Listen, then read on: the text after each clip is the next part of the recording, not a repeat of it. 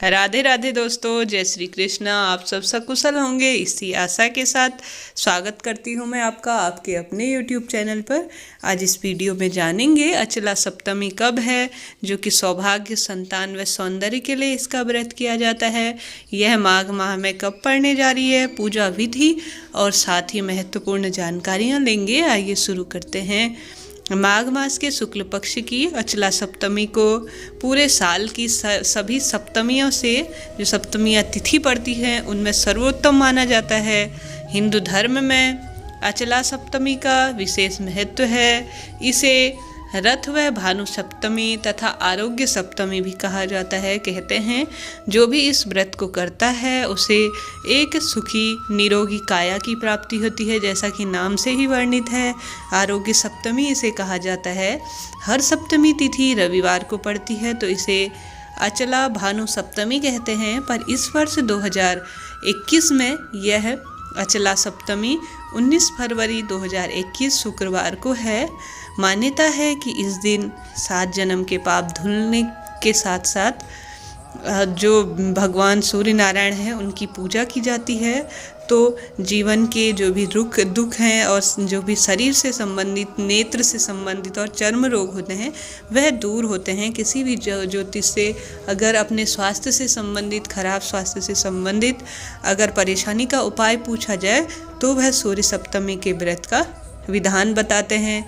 सूर्य नारायण की पूजा के साथ ही ऐसा माना जाता है कि इस दिन सूर्य ने सबसे पहले विश्व को प्रकाशित किया था, जिसे सूर्य जयंती के नाम से भी जाना जाता है। भविष्य पुराण में इस सप्तमी की बड़ी महिमा कही गई है।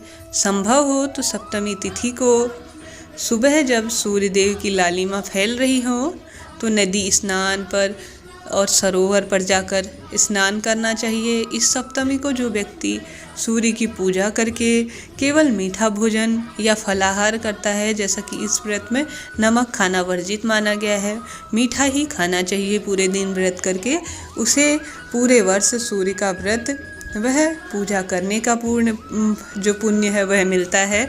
यह रविवार के सारे व्रतों का ऐसा माना जाता है, जिससे भी साल भर के रविवार के व्रत नहीं होते हैं वह केवल सूर्य सप्तमी का व्रत करता है, तो ऐसा मान्यता है कि पूरे व्रत का उसको फल मिलता है।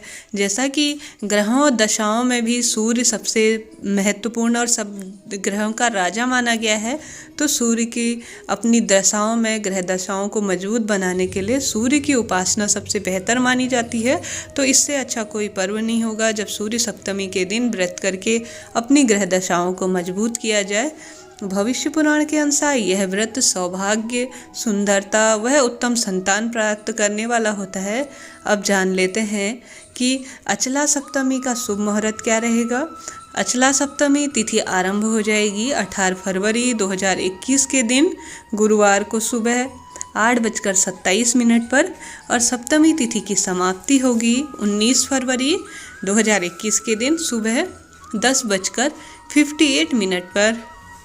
हैं सूर्य सप्तमी का व्रत किस तरह से किया जाता है। सूर्य सप्तमी व्रत करने से के लिए सर्वप्रथम सूर्योदय से पूर्व उठकर स्नान आदि दैनिक कार्यों से निवृत्त हो जाएं।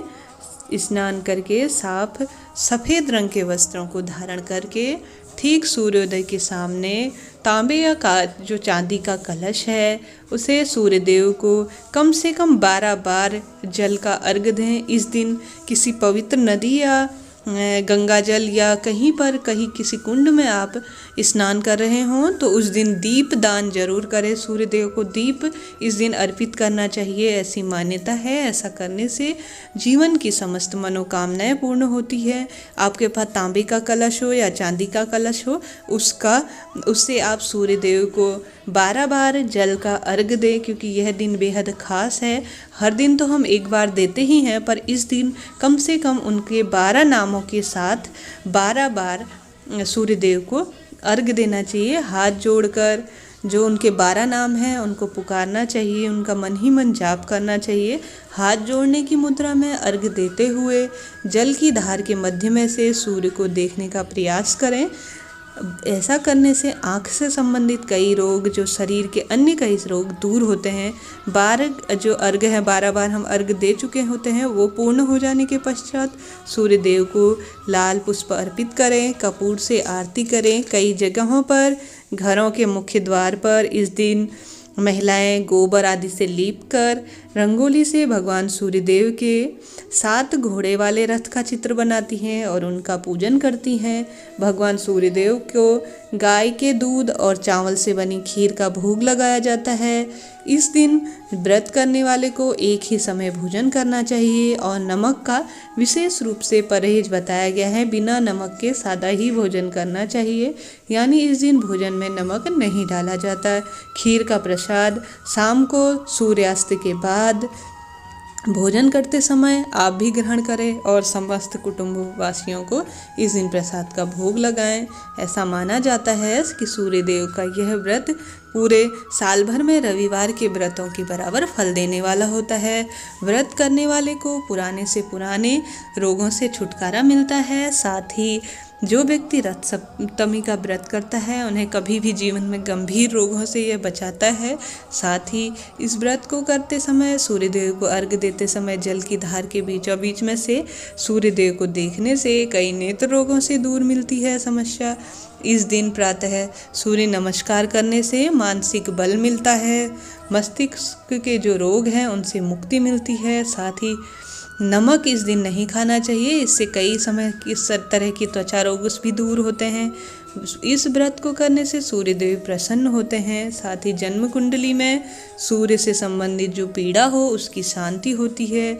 साथ ही इस रथ सप्तमी का व्रत करने से मान सम्मान पद प्रतिष्ठा में वृद्धि होती है।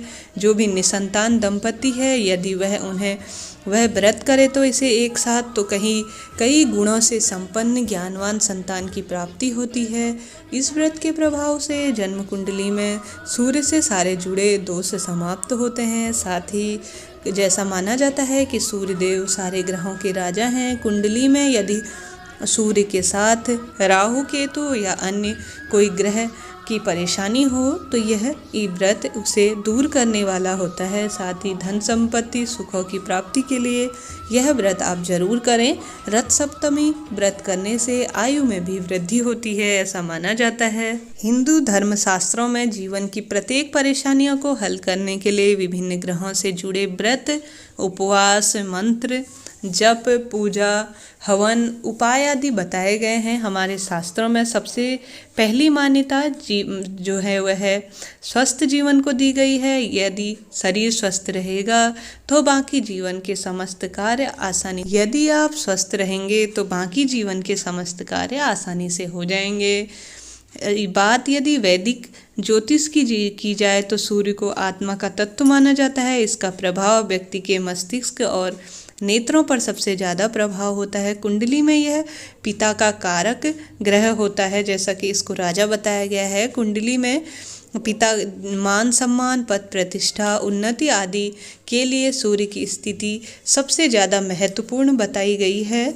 जो कि इस सूर्य सप्तमी आप ना भी कर पाते हों व्रत तो कुछ चीज़ों का दान अवश्य करें, जैसे कि सफ़ेद वस्तुओं का।